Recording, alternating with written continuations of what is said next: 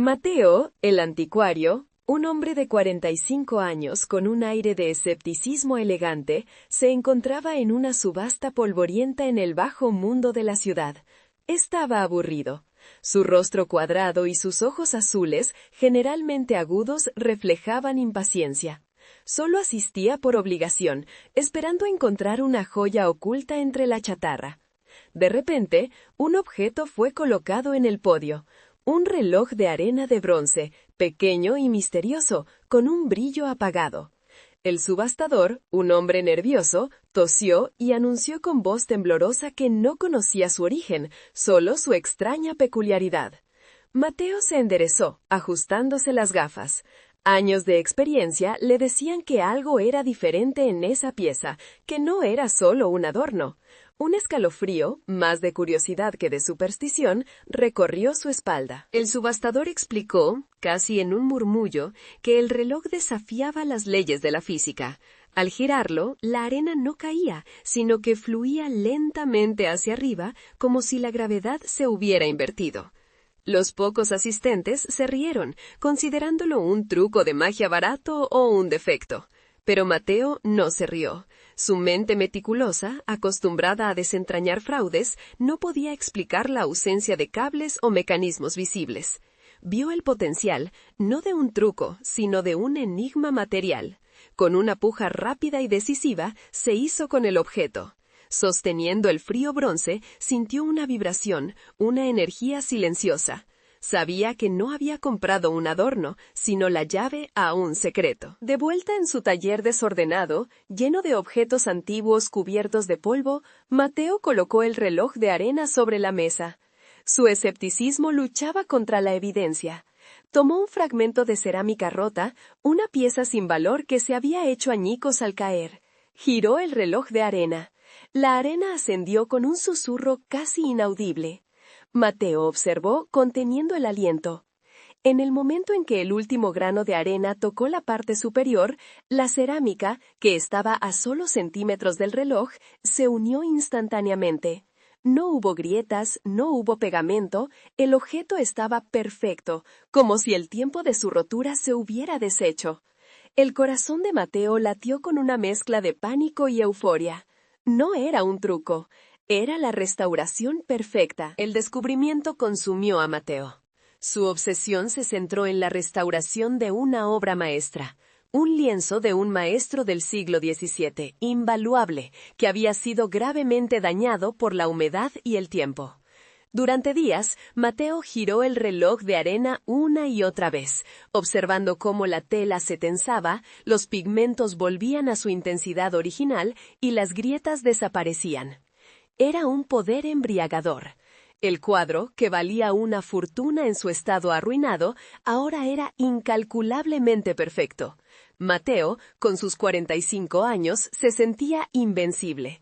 Había encontrado la clave para anular el deterioro, para lograr la inmortalidad material. La perfección era adictiva. La euforia dio paso a la necesidad de origen. ¿Quién había creado tal maravilla? Mateo examinó la base del reloj de arena bajo aumento. Encontró un símbolo diminuto, casi invisible, un círculo con una flecha apuntando hacia arriba. Tras semanas de búsqueda en textos arcanos y archivos olvidados, la pizca apareció, una referencia a una civilización precolombina olvidada que los pocos académicos que la mencionaban llamaban los cronos. Se decía que eran maestros del tiempo, pero su existencia se consideraba un mito. Mateo, sin embargo, sabía que el mito era real. El reloj de arena era la prueba. Necesitaba más información, y sabía exactamente dónde buscar, en los archivos universitarios más oscuros. En el laberinto de la biblioteca de la Universidad Nacional, Mateo encontró a Elisa. 30 años, esbelta, con el cabello castaño oscuro recogido en una trenza práctica, era una arqueóloga brillante especializada en civilizaciones marginales. Elisa estaba inicialmente exasperada por la intrusión del anticuario. Cuando Mateo mencionó a los cronos, ella sonrió con condescendencia. Es una leyenda, señor Mateo, un cuento de fogata para asustar a los niños, no una civilización real. No hay evidencia material. Sus ojos color avellana, generalmente llenos de curiosidad científica, se volvieron fríos y racionales. Mateo sabía que debía mostrarle la prueba para romper su escepticismo académico. Mateo no argumentó. Simplemente deslizó sobre la mesa fotografías de la pintura restaurada, el lienzo del siglo XVII, junto con una imagen detallada del reloj de arena. «Esto es lo que hizo», dijo Mateo, señalando la perfección imposible del cuadro. Elisa tomó las fotos, su expresión pasando de la irritación a la incredulidad y finalmente al asombro científico. Analizó las imágenes del lienzo, buscando rastros de restauración moderna, pero no había ninguno. La evidencia fotográfica era irrefutable. La pintura había pasado de estar casi destruida a ser prístina. La lógica de Elisa se derrumbó. Los cronos, el mito, ahora eran una posibilidad científica. La arqueóloga aceptó la alianza, con una condición: la verdad era su única prioridad. La investigación conjunta los llevó a un texto críptico Cronos, que hablaba de «el lugar donde el tiempo es pagado», una ubicación en los remotos Andes peruanos. Tras semanas de viaje y escaladas, llegaron a un valle cubierto de niebla, donde la vegetación se había apoderado de todo. El aire era denso y extrañamente silencioso. No se oía el canto de los pájaros ni el zumbido de los insectos.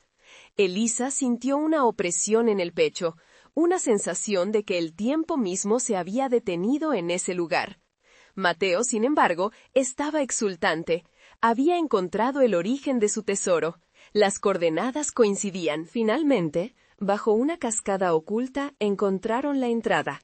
Una abertura tallada en la roca, casi cubierta por el musgo. Descendieron por un túnel estrecho y húmedo, iluminando su camino con linternas. El silencio se intensificó. Cuando llegaron al fondo, se encontraron en una estructura subterránea, fría y perfectamente conservada. Las paredes eran de piedra pulida, sin inscripciones. Era una arquitectura que no buscaba la belleza, sino la funcionalidad. El lugar era un vacío, un receptáculo. Elisa tocó una pared. La piedra estaba helada, no por la temperatura, sino por una ausencia de calor, de vida. El túnel se abrió a una vasta cámara central. En el centro exacto del suelo de piedra había una réplica gigantesca del reloj de arena de Mateo, de unos 3 metros de altura. Estaba vacío y agrietado. Alrededor, en las paredes, había murales. Los murales representaban a la civilización Cronos. Se veían edificios deteriorados y luego figuras con pequeños relojes de arena en sus manos, tocando las estructuras. Inmediatamente, los edificios se restauraban a su gloria original. Era la confirmación del poder del artefacto. Mateo sonrió, triunfante. Pero Elisa se acercó a los murales con una sensación de incomodidad que crecía. Elisa estudió las secuencias de los murales. La segunda parte de la historia era aterradora. Justo después de que una figura restauraba una pared o un artefacto con el pequeño reloj, otra figura en el mismo mural aparecía encogiéndose o envejeciendo rápidamente. Sus cuerpos se volvían frágiles y sus rostros se arrugaban en un instante. Los cronos no estaban celebrando, estaban pagando un precio horrible. Se dio cuenta de que la civilización había perfeccionado la materia a expensas de la vida. Habían priorizado sus objetos y su ciudad sobre ellos mismos. Era una forma de inmortalidad material a costa de la mortalidad biológica. Elisa se apresuró a un texto grabado en una estela junto al reloj central. La traducción, lenta y dolorosa, reveló el secreto completo. «No revertimos el tiempo», leyó Elisa en voz alta, con la voz temblando. «Lo transferimos. Robamos la vitalidad de la carne para restaurar la piedra. La arena que fluye hacia arriba es la vida robada, la energía vital de lo vivo, utilizada para anular el deterioro de lo inerte». La civilización Cronos no desapareció por una catástrofe, se autodestruyó, consumida por su propio invento, obsesionada con la perfección de su ciudad mientras sus cuerpos se marchitaban. Mateo estaba en shock, pero la revelación fue más personal. Miró su propio reloj de arena. Estaba casi lleno, el resultado de sus días de uso constante restaurando la pintura y otros objetos. Sintió una punzada aguda, una fatiga profunda que no era normal. Corrió hacia un charco de agua estancada, usando su reflejo como espejo. El hombre que lo miraba era diferente. Su cabello entrecano era ahora casi blanco, sus ojos azules estaban hundidos y rodeados de ojeras profundas. Las líneas alrededor de su boca, antes leves, se habían convertido en surcos profundos. En cuestión de semanas, la obsesión le había robado años de vida. El reloj de arena no era un tesoro, era un vampiro de tiempo. Elisa, lo he usado, susurró Mateo, con la voz débil y áspera. Lo he usado mucho, para la pintura, para la cerámica. Creí que era la inmortalidad. Sus rodillas cedieron. Elisa se apresuró a sostenerlo, viendo el rápido y aterrador envejecimiento. La racionalidad de Elisa se rompió ante la evidencia de la tragedia.